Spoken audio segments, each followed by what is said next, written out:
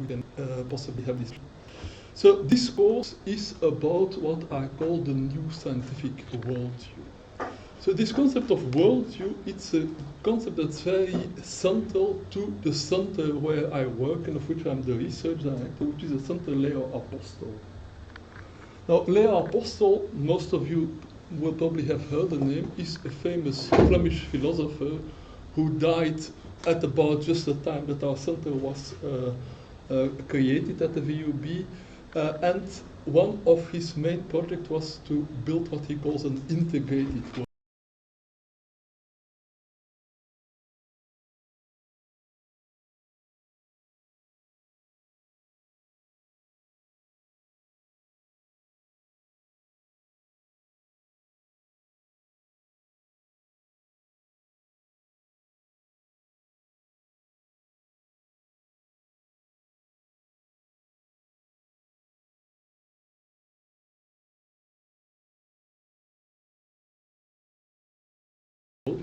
What he was doing, he was reacting against the fragmentation of science into ever more specialized disciplines, so that people from different disciplines typically don't understand each other anymore. So what he thought was that we need something that gives meaning to life, something that provides us with a coherent worldview. So what is such a worldview? A worldview is a view of the whole. The whole, that means people, animals, plants, rocks, stars, society, economy, everything. So that is a worldview according to Apostle. And also a worldview is something which, as you would expect from a philosopher, is meant to give you answers to the basic questions, which are sometimes called the big questions. Who are we? Where do we come from? Where are we going to? Why is the world the way it is? Why isn't it different? Could it have been different? What is the meaning of life? It's these kind of questions that the worldview is supposed to answer. Now, to introduce this concept of a worldview, I want to emphasize that we can, of course, there are many different worldviews, but I want to distinguish three main categories of worldviews. Roughly speaking, the religious worldview, the classical scientific worldview, and the new scientific worldview. So let's start with that religious worldview. So a religious worldview is an attempt to answer these big questions. Why are we there? What are we supposed to do in our life? Well, we are there because God created us. And what we are supposed to do is what God has ordered us to do. God wants us to do this and this and this. And depending on your religion, that may be one thing or that may be another thing. And depending on your religion, how God created or how the gods created humans and the world will differ. So I'm not going to go into the details of any of these religious stories. I will take them all together as one, what we call the first story. So the first story is, let's say, the first in the sense of the oldest. All cultures in the world have some origin myths, some stories that tell them the world was created because this god got angry at this other god and threw a rock at him and the rock fell apart and created mountains. There are many of these different stories. What they have in common is that the answer to the question why is kind of not really an answer. It says some mythical creature, God, did it for a reason that we can't really understand. So here is a typical depiction from Michelangelo. God on the right is giving life to Adam, the first human, just by pointing at it. So what's typical about the religious worldview is things are created, but in a mysterious way. It's a miracle. Suddenly God says, let there be light, and there is light. So, okay, yeah, it's a nice story, and depending on your religion or your holy book, it may be more or less detailed, but yeah, it's a story that doesn't really help us to understand how the world functions, because after all, we can't read the mind of God. God is so complex, so smart, so wise, so intelligent that we don't really know how and why God created the world. It's just, we just have to take it because that's the way it's written. So that is, roughly speaking, the religious worldview. So it gives you an answer to the question why, but it's not really an answer that you can do much with. It doesn't really tell you how the world functions or really why plants have these particular shapes and animals have these particular properties and people behave in this particular way. It's kind of a so-so story. Now, the argument for the religious worldview, that's still the argument, is an argument that's still being used, and that's an argument that we will discuss later in the course.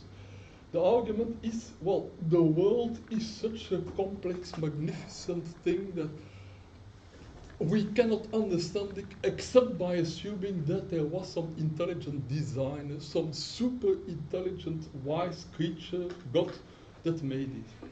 And that argument was first put forward in an explicit way in the end of the 18th century by a particular bishop called William Paley, and he gave the following example. He said, imagine that you're walking somewhere in the woods and you find a watch there, and you look at that watch and you see it's a very complicated mechanism.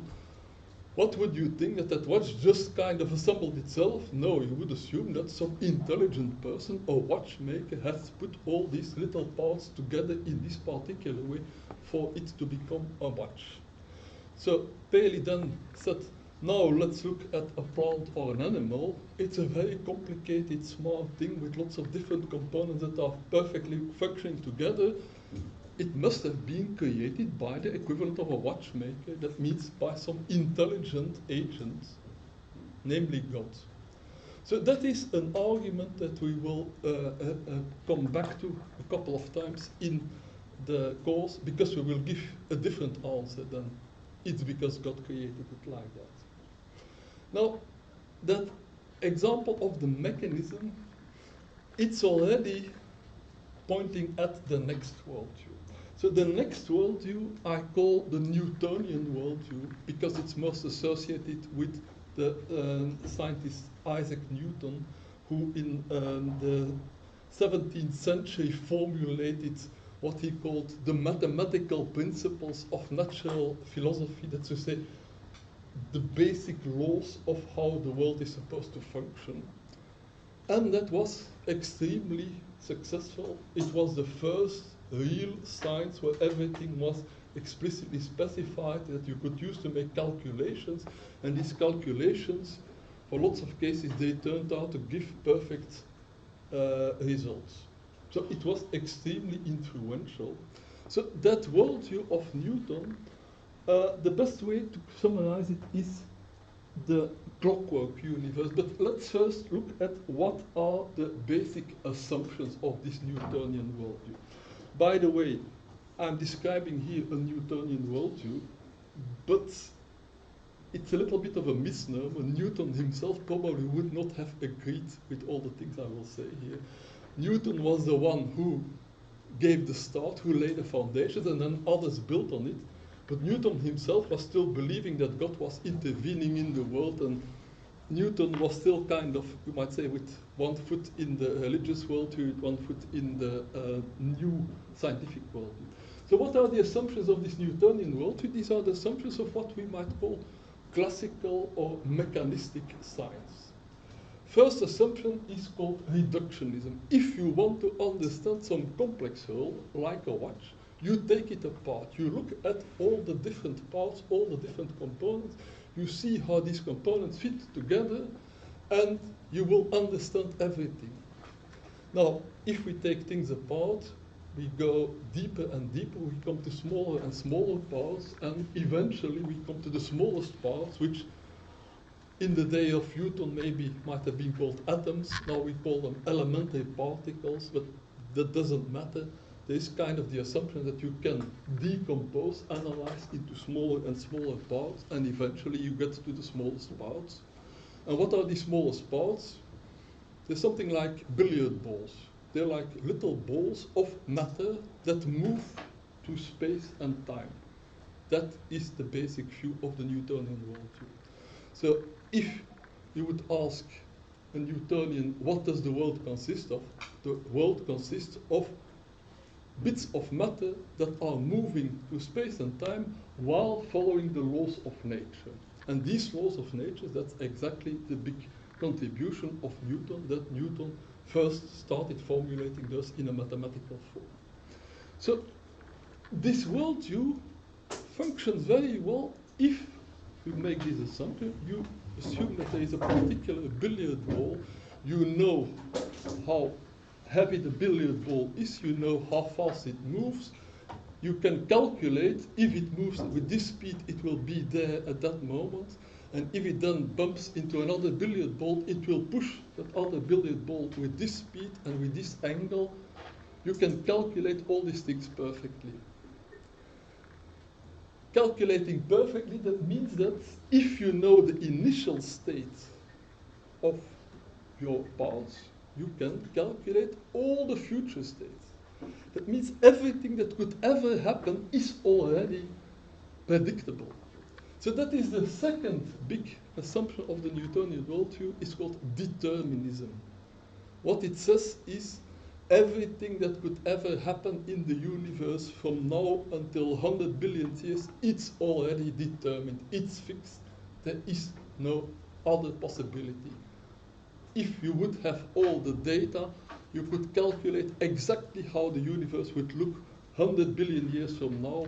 There would be no surprises. There would be nothing new. Everything would be fixed. So that's a pretty strong assumption.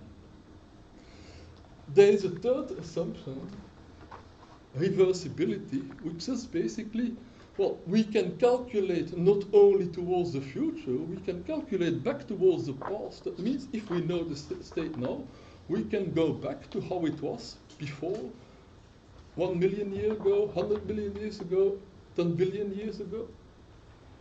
Basically, there is no difference between future and past, because after all, the world consists of these billiard ball-like things that are moving and occasionally moving the one into the other, but that's all. It's just pieces of matter moving, yes? Does entropy still fall into this kind of worldview? No. Entropy is, we'll see that later, but so in the Newtonian worldview, there is no space for entropy. So the Newtonian worldview, there is no uncertainty. Everything is perfectly predictable. If you would draw it, you would have something like this. If this is the state of the system and this is time, and you know that at this moment in time, let's say the present, you are here, then you can calculate exactly where you will be at whatever time in the future and where you came from at whatever time in the past. There is just one trajectory. If you know the present state, you can extrapolate exactly what will happen in the future and reconstruct exactly what happened in the past. So the way to summarize this is the notion of a clockwork. It's like little gears and wheels where the one pushes the other, but if this one turns half a turn and that one will turn half a turn, well that one will half a turn, and then you can exactly predict what will happen at the end. There is no freedom in there. None of these wheels can decide not to move or to move in a different direction. If that one moves, all of them move, and you can calculate exactly the cause. What starts here, you will know exactly what the effect will be. So clockworks, what was the inspiration of this clockwork? Well, Newton started by looking at the trajectories of the planets around the sun, and he found the formula. First, the law of force in terms of acceleration. Second, the formula for the force of gravity. So given that the planets move around the sun attracted by the force of gravity, he could exactly calculate where these planets would be at any moment in time. And then, yeah, of course, people have built these kind of clockwork models of the solar system. So there is a sun in the middle. This is a planet, that's the planet Saturn. There are a number of moons around it. Here there is a crank. If you turn that crank, all the things, all the planets and the moons move in unison. There's only one way they can move. So the more you turn the crank, the more you go towards the future. So you can, in principle, predict where the planets will be in 200 years, but you could just as well turn the crank in the opposite direction and then you go back to the past. So that is the view of the universe in the Newtonian worldview. Now, that idea of Newton, actually it was already older than that.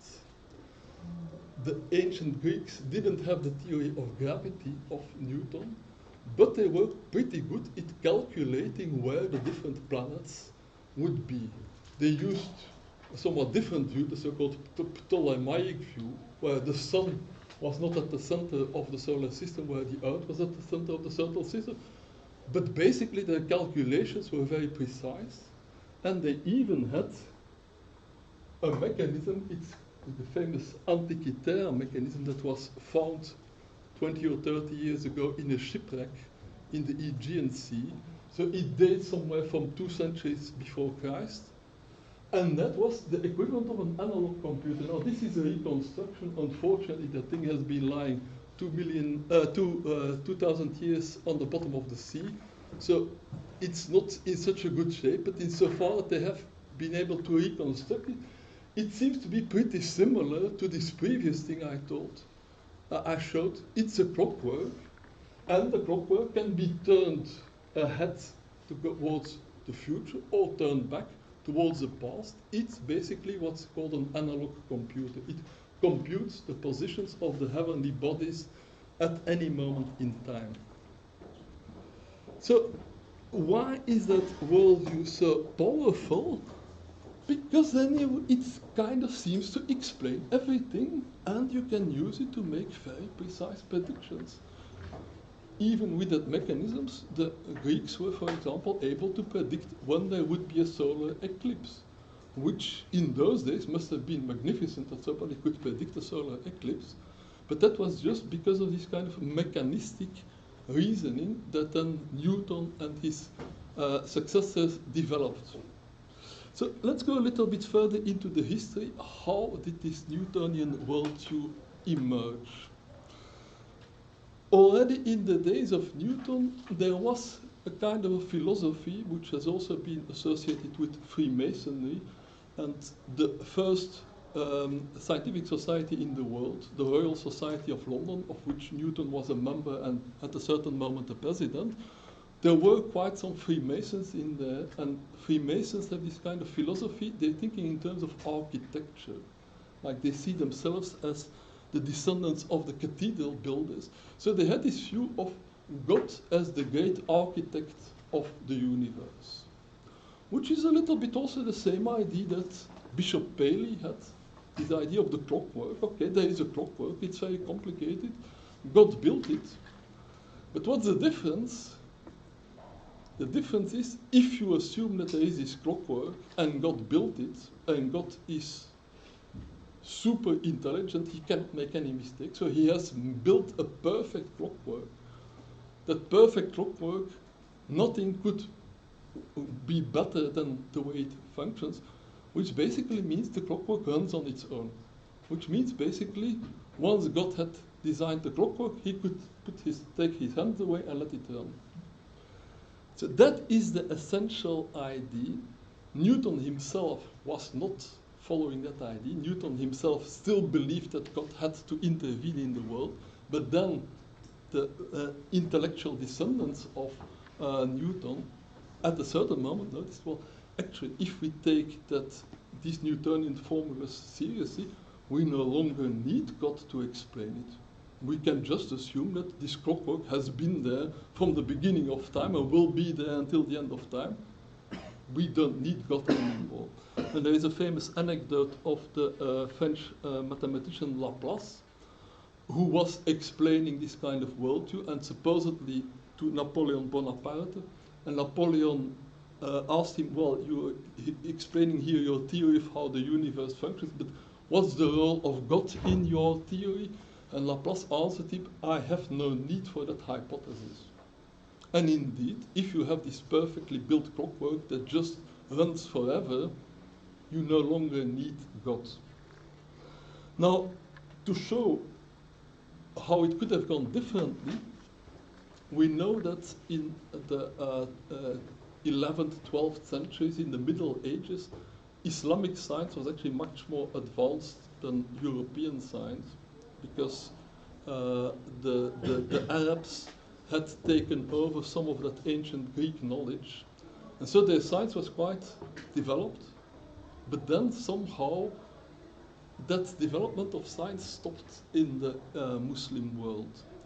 And so now there are, of course, many interpretations, but one of the interpretations that to me seems quite plausible is that at a certain moment there was a certain theological interpretation that kind of took hold, and it is called occasionalism. Occasionalism is a theory that a cause and an effect, the cause will result in the effect only because God intervened to make the effect happen. Which means that anything that could ever happen in the world, you need God to intervene at the moment to make it happen. Which is the opposite of the Newtonian worldview. In the Newtonian worldview, the clockwork is programmed, it runs, there's no intervention necessary. If on the other hand you believe that at any moment God intervenes, that basically you no longer makes sense to search for laws of nature, because if God can intervene at any moment and we know that God can do whatever he pleases and we cannot read the mind of God, then we just have to hope that God will be well intended towards us and make things happen in a nice way for us, but there is no sense in looking for the underlying laws. Was that before or after Hume? That's well before Hume. Because it sounds to me like a causality argument. Well, the occasionalism is a theory that was also present already in European medieval philosophy, and let's say in the Arab world that has become the dominant philosophy, while in the European world that occasionalism was abandoned and replaced by the mechanistic view. And that, we might say, is why Western science took off and Islamic science kind of stopped. There's also another interesting comparison that can be made, that is with Chinese science. The Chinese were also quite sophisticated, quite developed, but they had a much more holistic science. We all know about Taoism. The Tao is kind of the stream, the flow. That Chinese worldview is in a sense much closer to the new worldview that I will explain to you. But it made the Chinese very suspicious towards any single simple formula, like the kind of formulas that Newton was writing down. The Chinese kind of thought, you can't explain the world with such a simple deterministic mechanism. But of course, that also meant that they were not looking for these mechanisms, and in those cases where the mechanisms worked, they wouldn't find them because they weren't looking for them. So you might say that the strength of European science in that period was that they took this mechanistic framework seriously, with the result that they started looking for laws of nature, that they started catching these laws in mathematical formulas, that they started using these formulas to make predictions, and they developed science the way we know it. So that was the beginning of science. Now,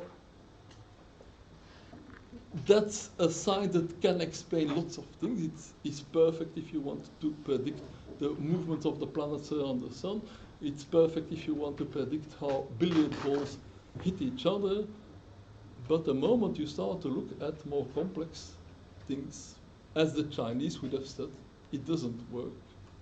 You cannot describe the human body as a collection of billiard balls bumping into each other while following mechanical laws.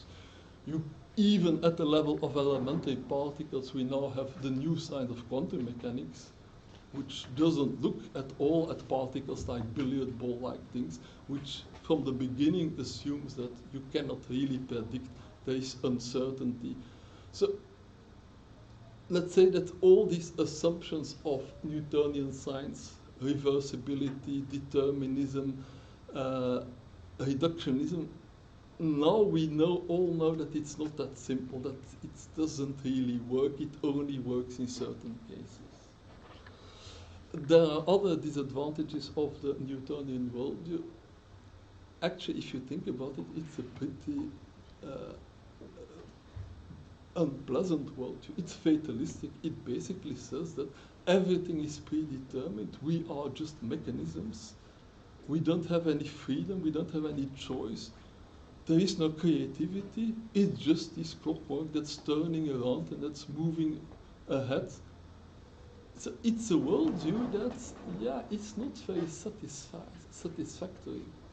Especially if you're looking for meaning in life, it basically says, well, there is no meaning in life, it's just this clockwork and things are just moving and you don't have any choice, there is no something asking, would it be better to do this or would it be better to do that? No, it will just happen the way it was programmed to be.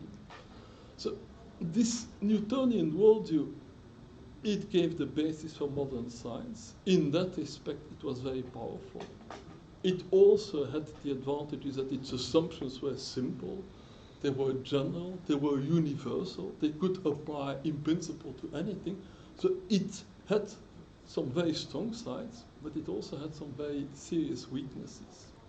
Which is why, in this course, I'm trying to give you an alternative, what I call the new scientific worldview, or which in the course I will call the evolutionary-systemic worldview, which solves these shortcomings, you might say, of the Newtonian worldview. So, very briefly, what is this new evolutionary systemic worldview? It's a worldview that sees things evolving from simple to complex. You start with very simple things.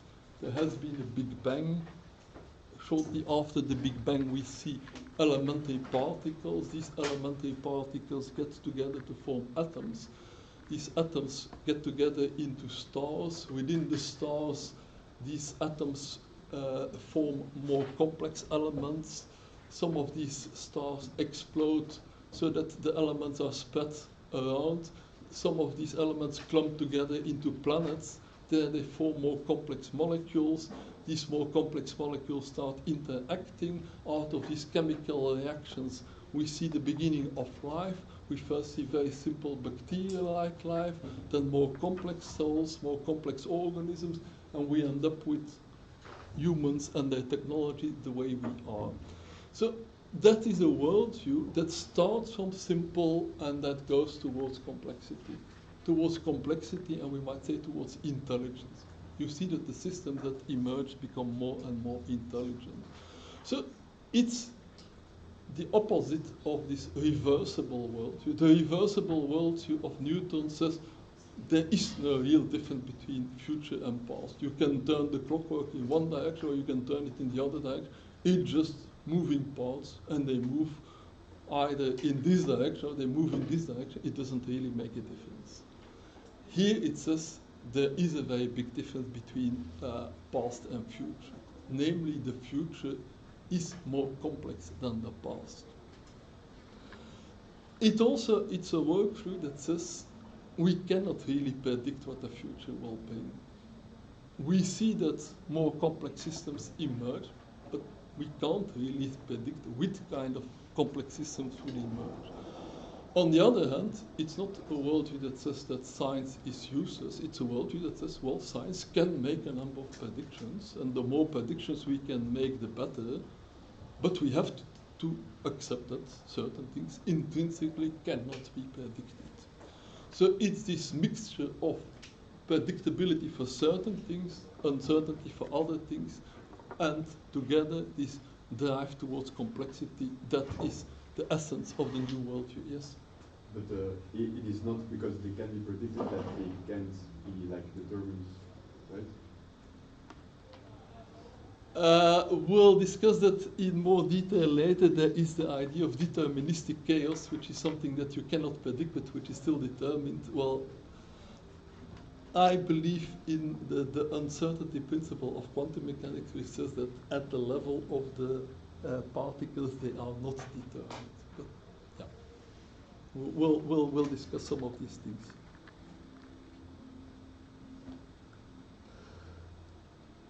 So this evolutionary systemic worldview, I will explain it in a historical fashion with a number of big conceptual evolutions, of which the first one is the theory of evolution of Darwin. Then I will go to the notion of self-organization and chaos. Then I will discuss systems theory, which is the theory of how wholes are formed from parts. Cybernetics, which is a theory of goal-directed systems. And the most recent one, the complex adaptive systems, which is a way of modeling and simulating really complex systems. So I'll do that in more or less historical order, so which means that I need to start with the theory of evolution of Darwin. So let's go back to the religious worldview. In the religious worldview, we read, for example, in the book Genesis of the Bible or the Quran, that God created the world in 7 days. And that in one day he created the plants, in the other day he created the animals, and the next day he created the people. So basically, which means that from the moment God had created them, the animals were there the way they were. So animals have always been the same, humans have always been the same, plants have always been the same. As long as you look on a short term, you see indeed, animals remain the same. If my cat has babies, those babies are cats, and the babies of those babies are again cats. So there's no reason to assume that cats would ever evolve into something different, like, for example, a tiger. The Newtonian worldview basically doesn't at all assume evolution, because the Newtonian worldview basically says it's just the same things repeating. So there was no reason to assume that living things could evolve into something else. Until the first geologists started digging into deeper layers of the earth, and they found fossils that clearly belonged to plants and animals that were not the same as the ones that are living now. And what's more, they found that the deeper the layer, the more you dig, the simpler the fossils become.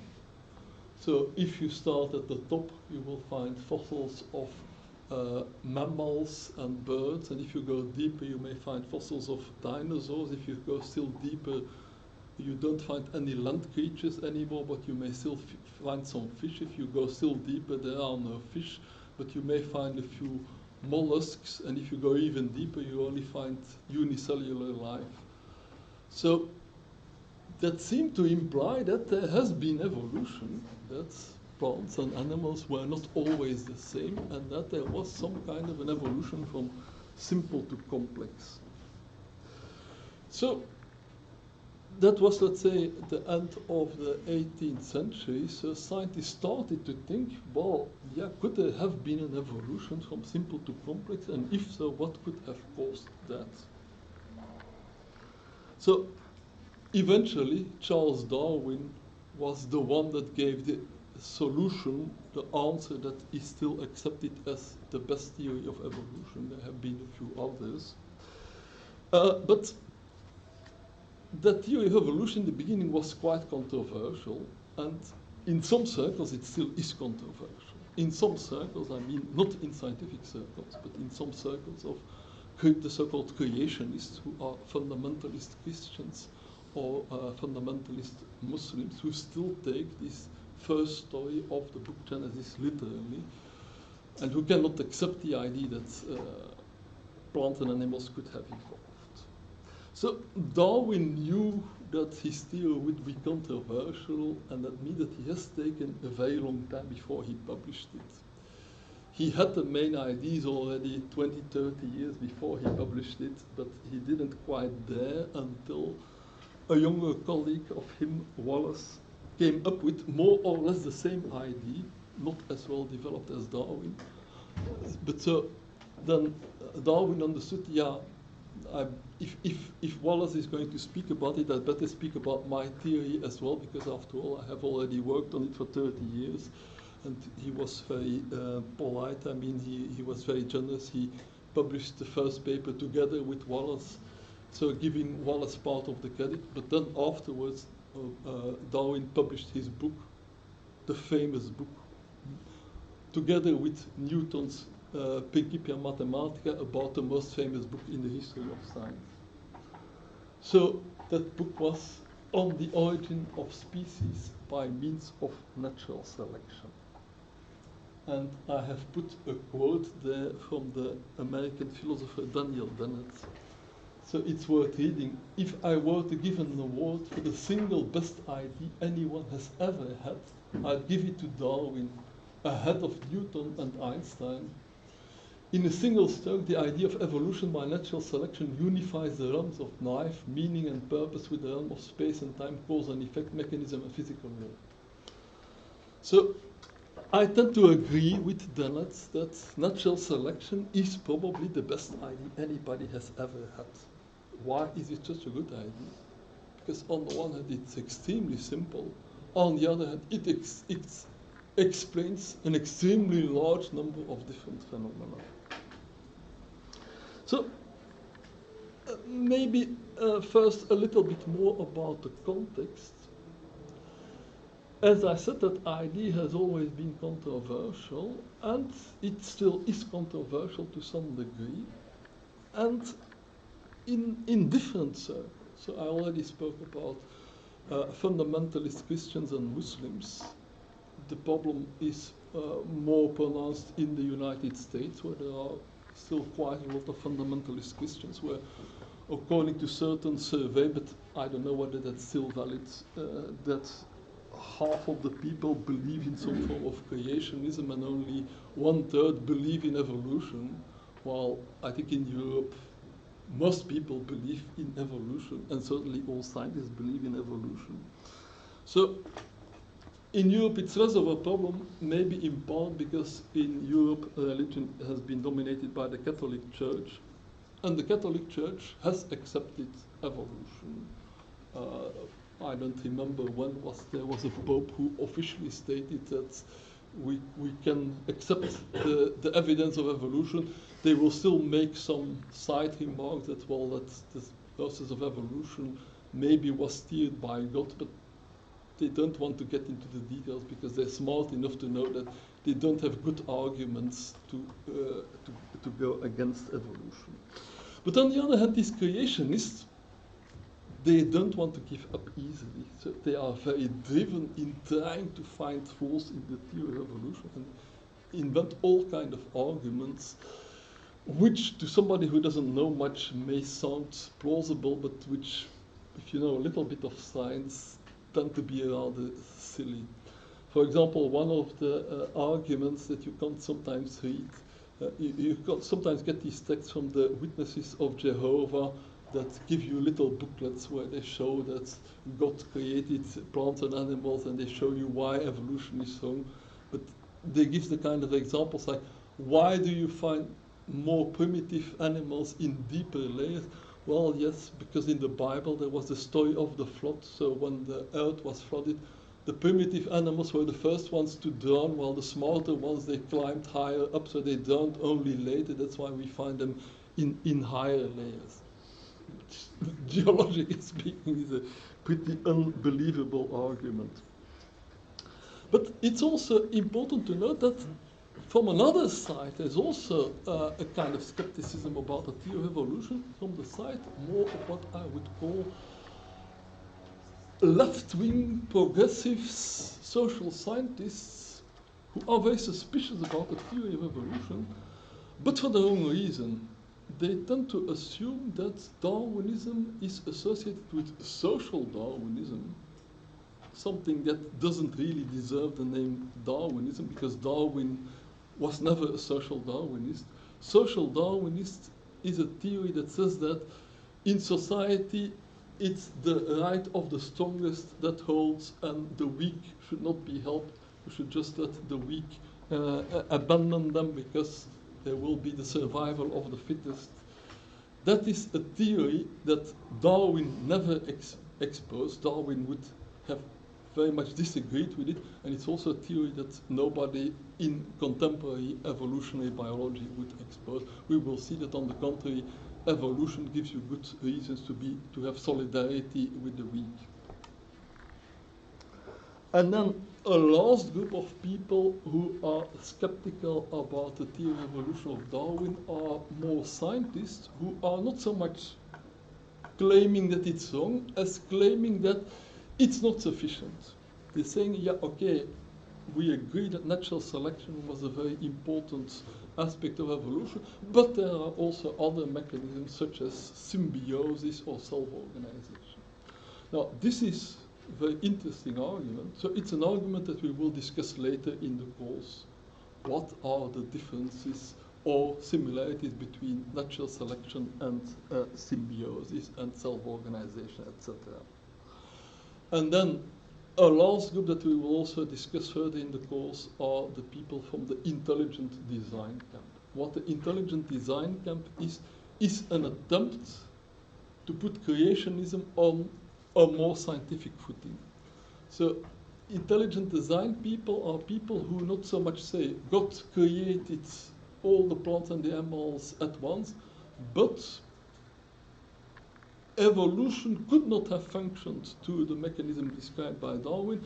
There must have been some intelligent force that has intervened to push direction in the right direction, to push evolution in the right direction.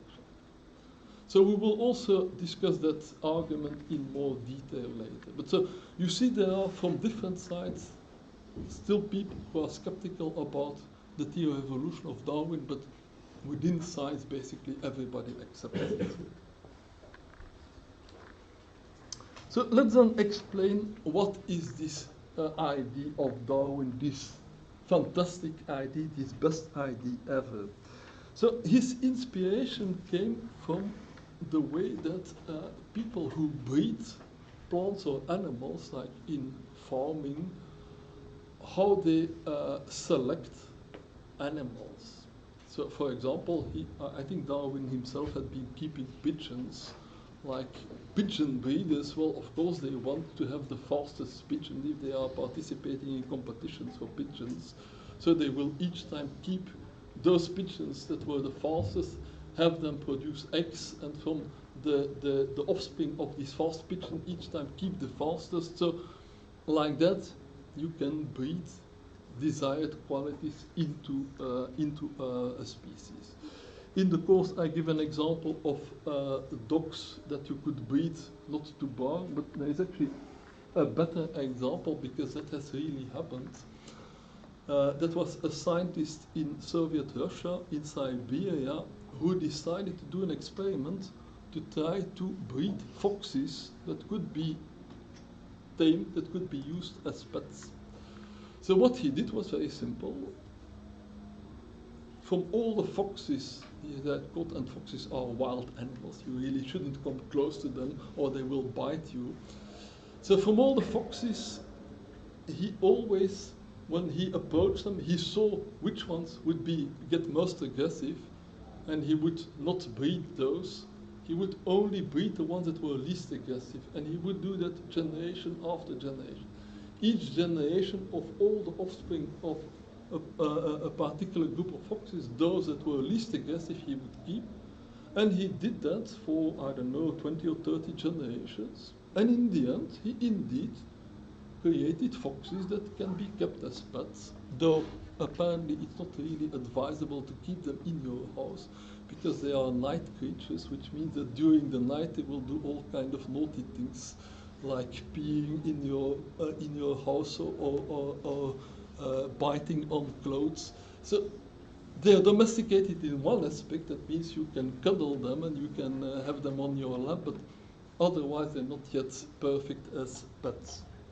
So this is an example of what Darwin would have called artificial selection. You select each time in the generations of animals the ones that best fit a particular criterion, and if you do that generation after generation, you indeed get a new type of animals. And we know that, for example, our dogs, they are descendants of wolves, but they look very different from wolves and they behave very different from wolves. But in there are still genes that are pretty similar to those of wolves, because you can cross a dog with a wolf. So wolves and dogs superficially are very different, but at a deeper level, it's pretty obvious that wolves and dogs are very closely related. So this is the idea of artificial selection. So now what was this great idea of Darwin? Darwin understood that in nature there will also be selection. You don't need a breeder to select particular animals. Nature itself will select. And why does nature select? Because, as Darwin noted, most plants and animals have many more offspring than could ever survive. Like if you would know, I don't know, a mouse can have 8 or 10 babies every 6 weeks. And if each of these babies also has 10 babies, and these babies have 10 babies, within the shortest period, the whole world would be covered in mice, unless most of these babies die. So that is what Darwin noted. Reproduction produces much more offspring that could ever survive, which means that only a very small part of that offspring actually survives. And that small part of the offspring has been selected, and the rest has been eliminated. So that was the great idea of Darwin. Nature selects for the ability to survive. Why is it so difficult to survive? Because in nature there are all kinds of dangerous circumstances. There are predators, there is cold, there is heat, there are accidents, and especially there is a limited amount of food. You might say a mouse doesn't need much to eat. No, if there is one mouse, the mouse will find enough food. If there are 100 mice, it becomes already a little bit difficult, and if there are 10,000 mice, well, most of them will not find enough food. So that was what Darwin noted. If you let plants or animals reproduce, they just multiply, and they cannot multiply indefinitely, because at a certain moment they will run out of food, so they have to be eliminated. Which means most of them will be eliminated. And that is the basis of natural selection. So maybe now is a good moment to have a 10-minute break, and then we continue.